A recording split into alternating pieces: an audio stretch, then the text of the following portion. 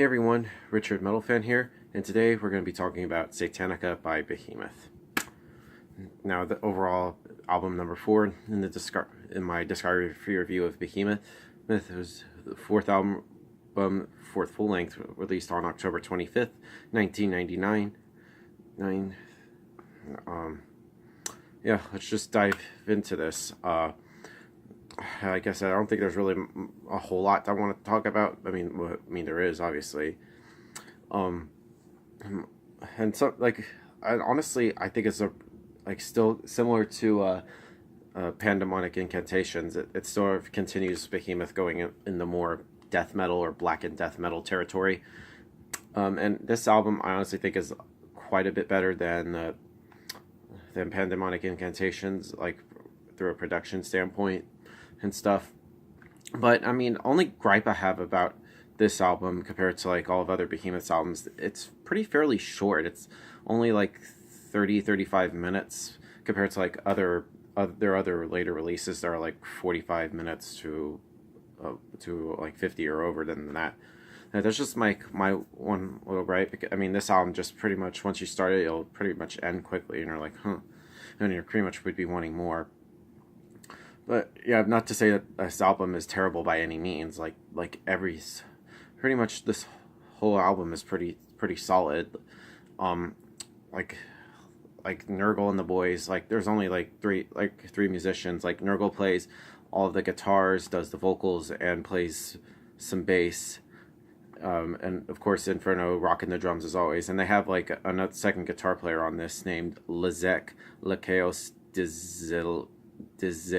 Gillespie. Yeah, I probably fucked that up. But yeah, without further ado, let's dive into this album track by track. Now, the album opens up with Decade of Therion, which in my opinion is a fantastic opener. It's crushing and brutal, but yet somewhat melodic. Not anywhere as angry as Vicious stuff on like their next few albums, but still heavy as fuck. Then we go into LAM. Yes, and this song is, I honestly think, is even faster than Decade of Therion, and the part where Nurgle sings Chaos Karunios Kybernetios is one of the best moments on this whole album. I love that song. Then we go into Ceremony of Shiva, which is good, with some strange but surprisingly not particular Eastern melodies. And one thing I should also notice, like with Behemoth, starting with Pandemonic Incantations, is like they also court some like Middle Eastern type of like sounds and influences into like their black and death metal sound, which makes it kind of interesting and makes them stand out, which I think is good. But anyway, back to the song, Ceremony of Shiva, which is all like has like talks about like lyrically it's about like a strange Eastern ritual. Well, it's maybe sort of odd considering sort of like the intensity of the song, and even so, and it pretty much works fine for the most part. Of Sephirotic transformation and carnality, brilliant song. It combines sort of like catchy but angry and vicious melodies with some great vocals throughout this whole song. The Sermon to the Hypocrites. It's a pretty good song too, and it's a lot slower compared to like the other tracks on here, but it's still a good song. Starspawn, another good song. I really love it. It's pretty heavy. And then we go into The Alchemist's Dream, which is an incredible song, beginning with some like weird sounds, then following with some more awesome riffs Behemoth has ever wrote, and as usual, great vocals from Nurgle. And the most interesting part of this song is like in the middle of it, which has no vocals and is all but drum and guitar work. Very heavy, with some very interesting melodies and quite different from like the beginning of the song.